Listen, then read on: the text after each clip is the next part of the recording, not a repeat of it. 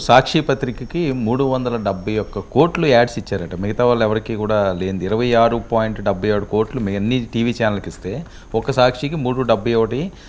క్విట్పోకో అవినీతి అధికార దుర్వినియోగం పాల్పడ్డ విజయ్ కుమార్ రెడ్డి అని చెప్పి వీళ్ళు మాట్లాడే పరిస్థితి. అంటే మరొక అంశంలో జగన్మోహన్ రెడ్డి గారు చిక్కుల్లో పడుతున్నట్ట. అంటే చాలా పాతదండి ఇది. అన్నిటికంటే ప్రభుత్వం ఉన్నప్పటి నుంచి కూడా వస్తున్నట్టుంది. ఇదిగోండి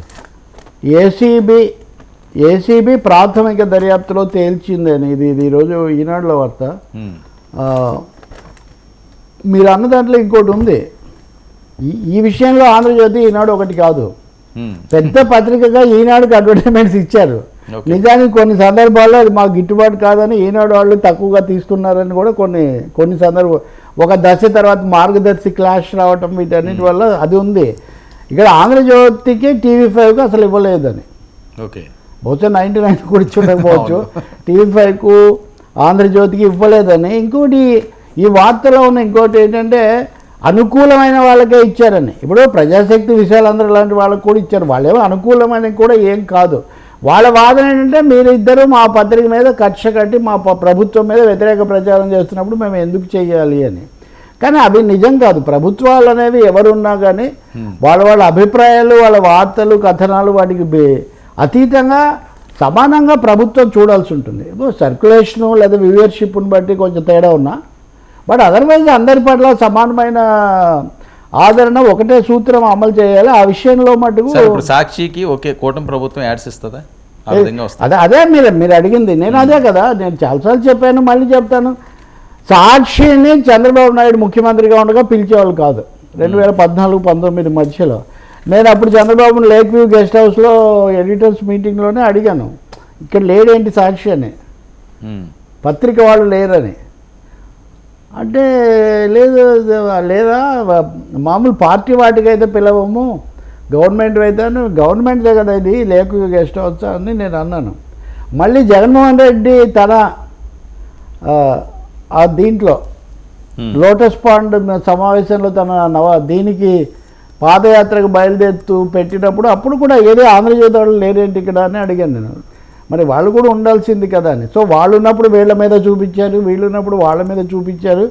కానీ కొంచెం మొగ్గు బాగా చూపించారు. ఇక్కడ సాక్షి నేరుగా అయిన పత్రిక అయింది. చిన్న తేడా ఉంది, చిన్న డిఫరెన్స్. 2 కేసులు ఒకటే ఉండవు కదా. ఇప్పుడు అక్కడ వాళ్ళకి ఇచ్చారంటే ఏదో అనుకూలమైన పత్రికలు రాస్తాయని. ఇక్కడ ఇది ఈయన పత్రిక.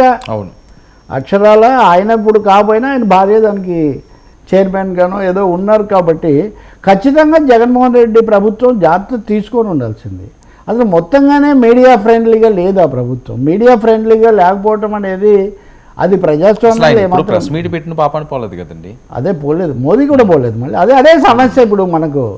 ఇప్పుడు ఒక ఏకపక్ష ధోరణి పెరగడం వల్ల నేనంటుంది ఓకే సార్, ఇక్కడ అంటే మోదీ కూడా ఇక్కడే కదా సార్ దేశ ప్రధాని.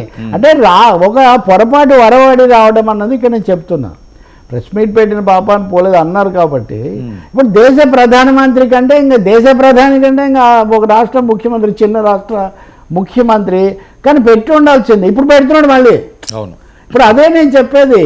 నేను ఈ కుర్చీలో కూర్చుంటే నాకు కనపడదు, ఆ కుర్చీలో కూర్చుంటే కనపడుతుంది అనే ఈ ధోరణి ఇప్పుడైతే రోజు అయితే ఇప్పుడు కూడా అందరినీ పిలవట్లేదు, అందరూ వెళ్ళడం లేదని నేను వింటున్నాను. మీకు కూడా తెలిసి ఉండాలి. అదొక చిన్న ఏరియా సర్కిల్లోనే పిలుస్తున్నారని. కానీ ఈ ధోరణి మంచిది కదండి. ఎవరు ప్రధానమంత్రులుగా, ఎవరు ముఖ్యమంత్రులుగా ఉన్నా మీడియా పట్ల వాటి స్థాయిని, ప్రాధాన్యతను, ప్రభావాన్ని బట్టి వాటికి అడ్వర్టైజ్మెంట్స్ ఇవ్వడం, ప్రోత్సహించడం అది జరగాల్సిన అవసరం ఉంది. కానీ బంతిలో వలపక్షం అంటారే, వడ్డించేటప్పుడు ఎవరు కూర్చున్నా తినేవాళ్ళకి ఒకటే పెట్టాలి కడుపు నిండా. ఇటువైపు వాళ్ళందరూ మావాళ్ళు, అటువైపు వాళ్ళందరూ తస్మదీయులు అస్మదీయులు అన్నట్టు చేయకూడదు.